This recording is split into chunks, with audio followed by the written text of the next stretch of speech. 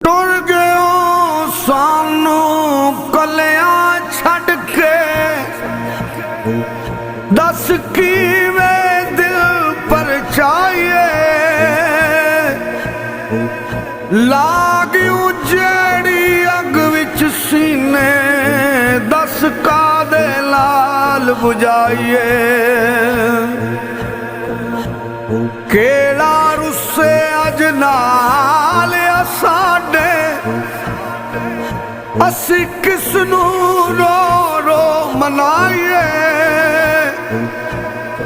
ਆਜ਼ਮ ਯਾਰ ਯਾਰਾਂ ਨੂੰ ਮਿਲਦੇ, ਅਸੀਂ ਕਿਸ ਨੂੰ ਸੀਨੇ ਲਾਈਏ।